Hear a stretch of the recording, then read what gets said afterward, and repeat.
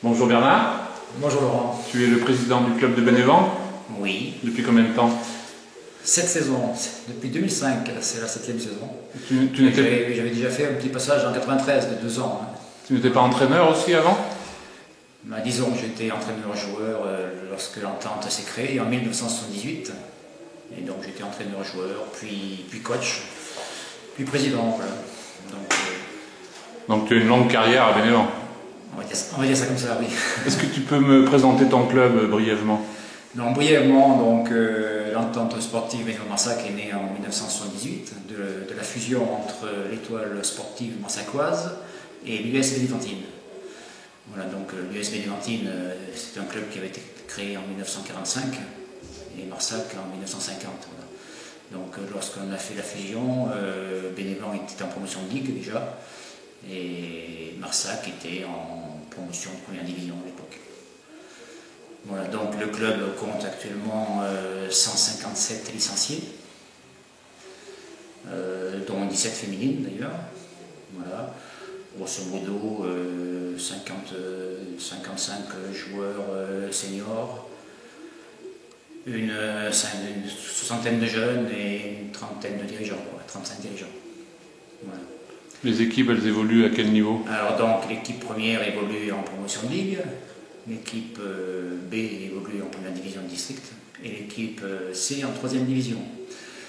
Ça c'est bien sûr pour les équipes seniors, sachant qu'on a bien sûr des équipes de jeunes, avec pour les U17 et les U15 un regroupement de jeunes avec des clubs de Dun-Palestel, Saint-Sébastien, Fursac et Saint-Dizier-les-Rennes, le Rock Foot 23.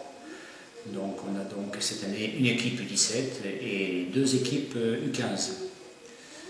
Et donc l'US Bénévent-Marsac après a ses équipes U13, U11, U9, enfin une équipe à chaque catégorie.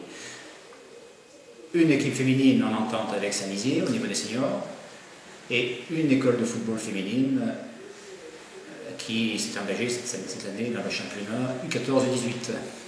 Voilà. Il n'y a pas de problème au niveau de toutes ces ententes, au niveau des jeunes et au niveau des filles? Ça se passe bien. Le Rock Foot 23 est maintenant à 5 ou 6 ans d'âge et ça se passe très bien avec des réunions tous les 2 mois tournants qui tournent dans chaque club et il y a de très bonnes ententes entre les clubs. Combien vous avez de bénévoles pour s'occuper de tout ça? Alors, 35 licences dirigeants, on va dire. Sachant que le comité de direction, qui se réunit tous les mois, est composé de 24 membres élus qui sont renouvelables par tiers toutes les fins de saison. Si tu avais un petit mot à leur dire? Évidemment, merci à eux. Sans eux, le club ne serait rien. Moi, j'ai accepté la fonction de président il y a 7 ans, à condition que tout le monde s'y mette et qu'on ait une équipe avec beaucoup de délégations et chacun prend ses responsabilités. Et ma foi, ça se passe pas trop mal.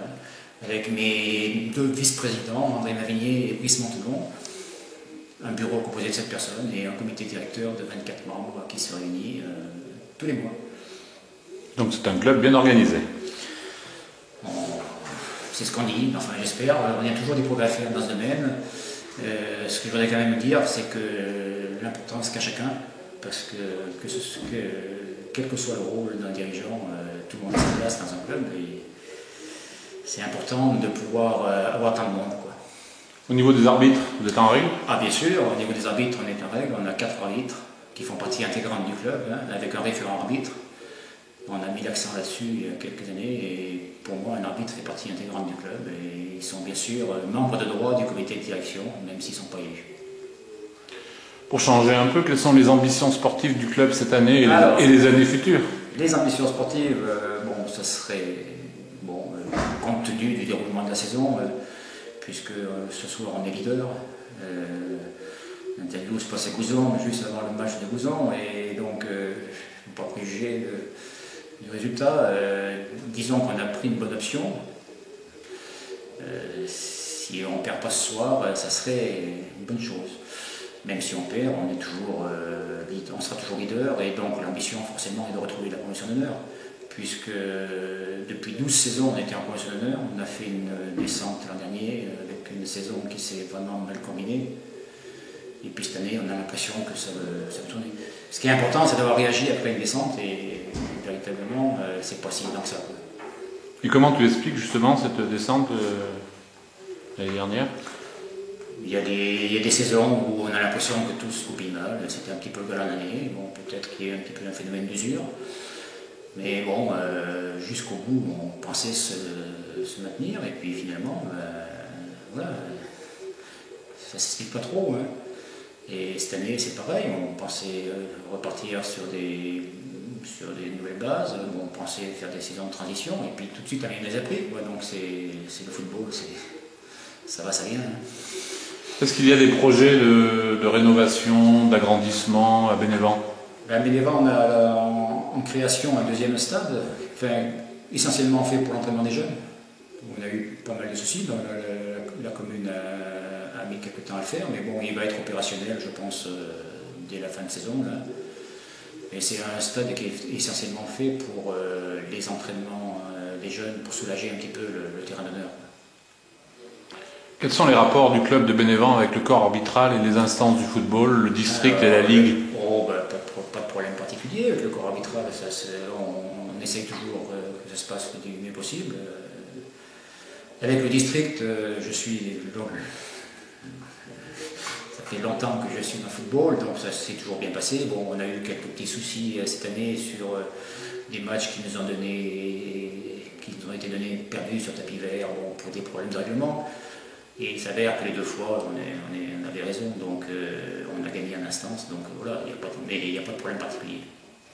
Tu as toujours les réponses qu'il te faut quand tu les interroges? Oui, il n'y a pas de problème. Et la Ligue aussi? Oui, il n'y a pas de problème particulier, non, il n'y a pas de souci. Si ce n'est que quand on a des droits à faire respecter, il faut les faire respecter. Quoi. Que penses-tu du niveau de l'arbitrage en Creuse? Ou au niveau du centre-ouest? Bon, je ne suis pas là pour juger les arbitres. Tu penses que le niveau s'améliore? Les arbitres font partie intégrante du football, donc on a peut-être les arbitres qu'on mérite. Bon, les arbitres, ils sont au niveau des joueurs. Voilà, il fait partie du jeu. Est-ce que tu consultes le site internet? Bien sûr, bien sûr. Qu'est-ce que tu en penses? C'est bien, il a été long à venir, mais c'est vrai qu'on était un des seuls districts à ne pas avoir de site internet, et c'est vrai que là, il faut reconnaître que vous avez fait bien les choses, c'est toujours agréable de consulter. Est-ce que tu aurais des améliorations, ou des idées, ou des améliorations qu'on pourrait lui apporter? Non, les conseillers ne sont pas les payeurs, ce que vous faites est bien, il n'y a pas de problème. Est-ce que tu aurais des problèmes au niveau de la présidence, je sais pas, ou des demandes de formation, ou de questions diverses? Des formations dans le football, je pense que j'en ai plus besoin.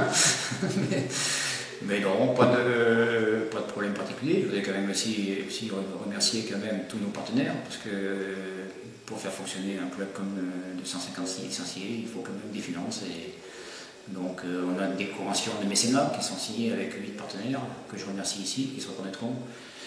Et puis des commerçants artisans locaux qui participent également pour les calendriers. Et puis tous les supporters et bénévoles qui viennent au stade le dimanche. Le football est une grande famille. Est-ce que tu aurais quelque chose à rajouter? J'espère que ce soir je serai encore plus souriant. Bon, ben, je vais te remercier de m'avoir consacré un peu de temps. Et puis je vais souhaiter à Bénévent la meilleure fin de saison possible. Merci. Au revoir.